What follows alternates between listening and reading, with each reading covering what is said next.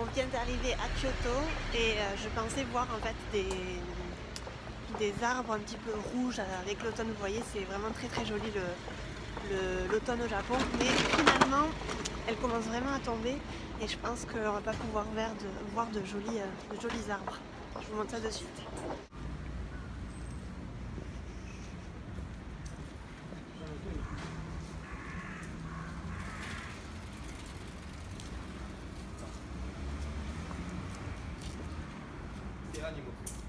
Donc on est venu à Kyoto pour réaliser un de mes plus grands rêves, c'est-à-dire qu'on va faire 1 heure de yoga dans un temple bouddhiste et suite au yoga on va faire 25 minutes de méditation. Il y a aussi, je crois que c'est 15 minutes d'explication, un truc comme ça, par un moine bouddhiste. Et ça va être génial parce que c'est un de mes plus grands rêves dans un super temple. Et ensuite à Kyoto, je trouve que c'est vraiment le Japon traditionnel, donc ça va être une super expérience. Regardez, ça c'est des toilettes publiques que vous trouvez dans la rue. Et c'est assez propre, contre toute attente. Regardez, c'est super joli les symboles. Très japonais. On a trouvé ce temple bouddhiste sur le chemin. Regardez comme c'est joli.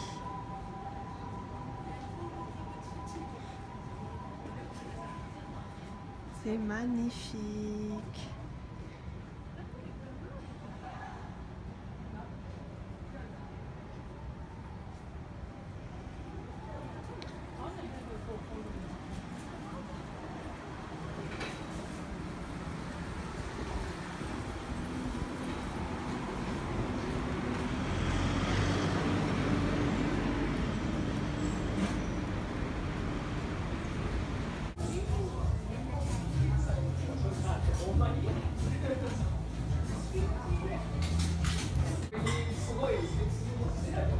Tsukemen.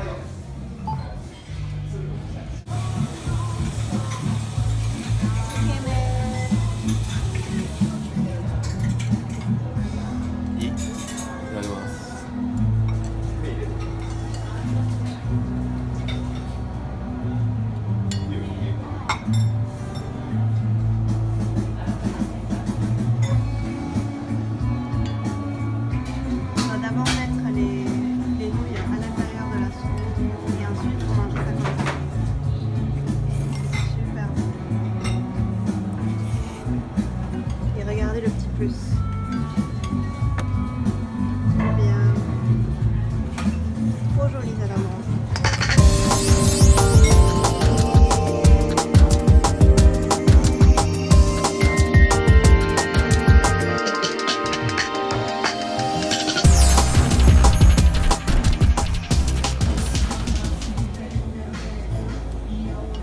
Ça a l'air bon. Moi aussi. Bon. C'est bon?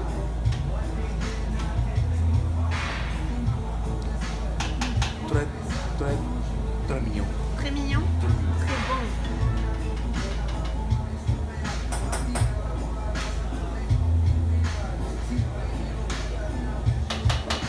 Il y en a tout fini. C'était délicieux.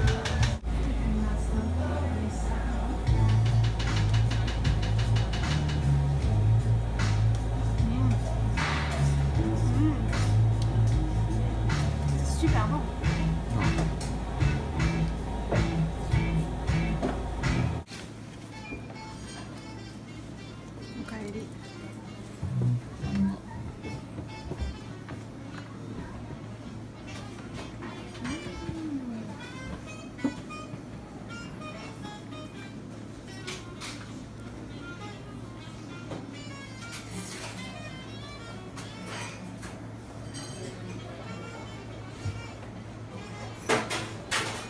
Matcha latte. Takas a demandé un café. Los árabes. Du Salvador. Les Alpes.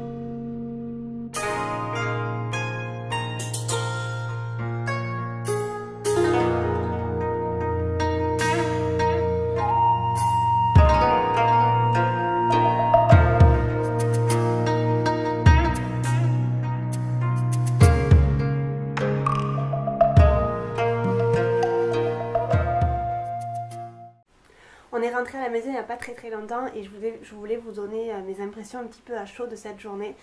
Vous dire un petit peu ce qu'on en a pensé, Taka et moi, même si Taka n'est pas là, il est en train de se prendre un bon bain chaud parce qu'il fait un petit peu froid.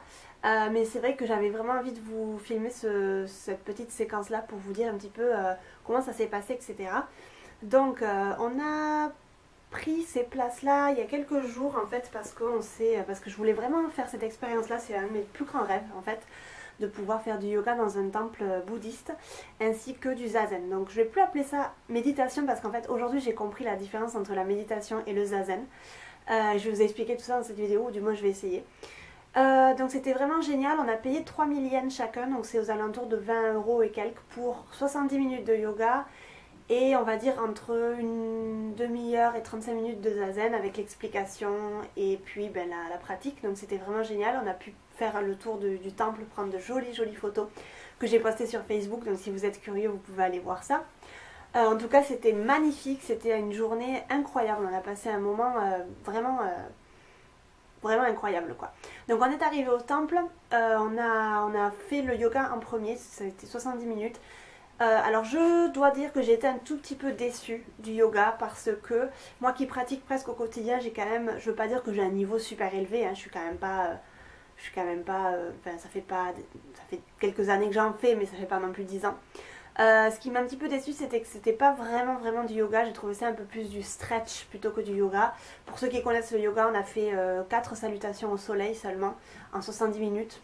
Voilà, après il y avait beaucoup d'exercices de stretch, donc j'étais un tout petit peu déçue parce que je voulais vraiment montrer à Taka ce que c'était le yoga et c'était sa première expérience et lui aussi a été un petit peu déçu, il m'a dit que c'était pas vraiment ce que lui il pensait, et il m'a dit que voilà, que c'était du stretch et voilà, qu'il était un petit peu déçu d'avoir payé pour faire du stretch, et ce que je comprends tout à fait, moi aussi j'ai été un petit peu déçue faut dire.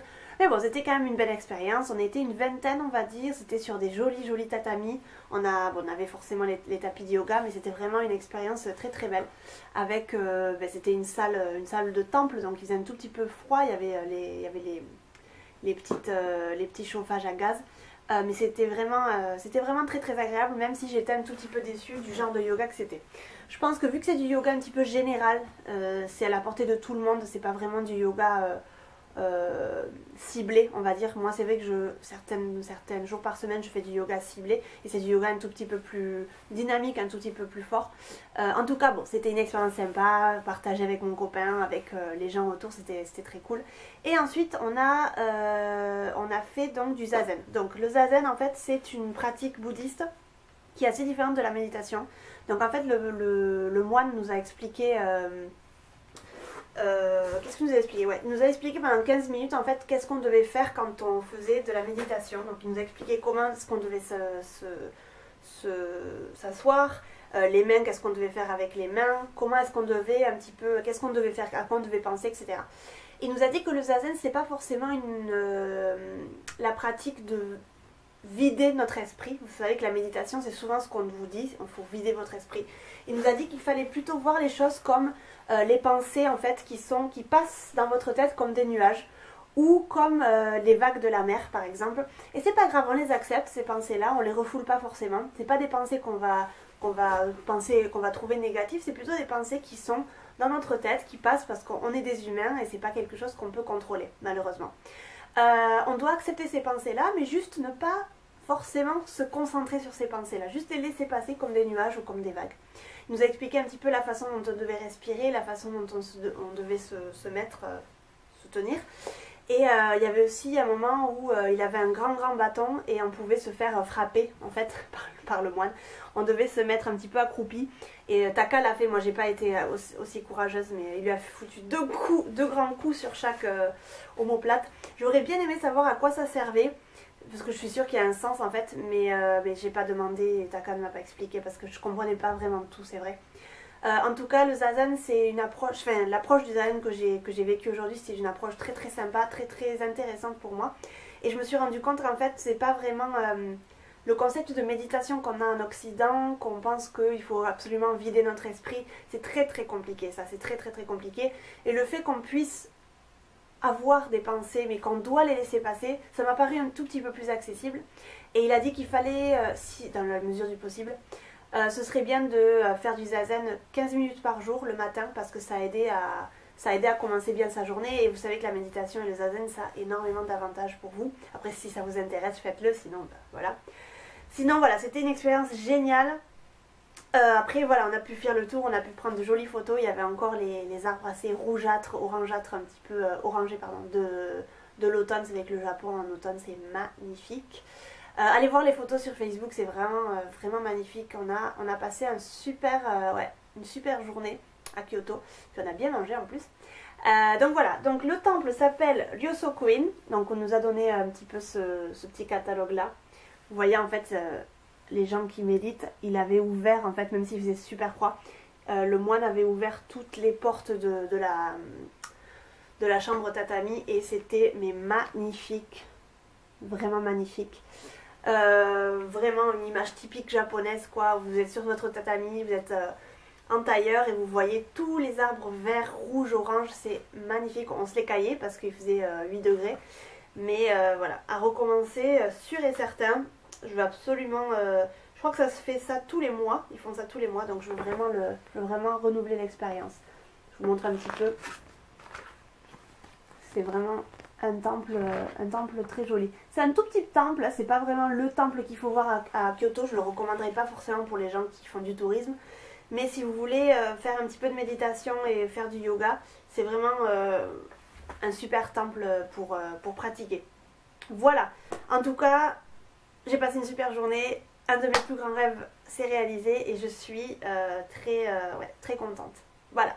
J'espère que cette vidéo vous aura plu en tout cas et qu'elle vous aura un petit peu appris quelques trucs sur la culture japonaise. Je vous laisse, je vous fais de très gros bisous et je vous dis à la prochaine dans une nouvelle vidéo. Bye!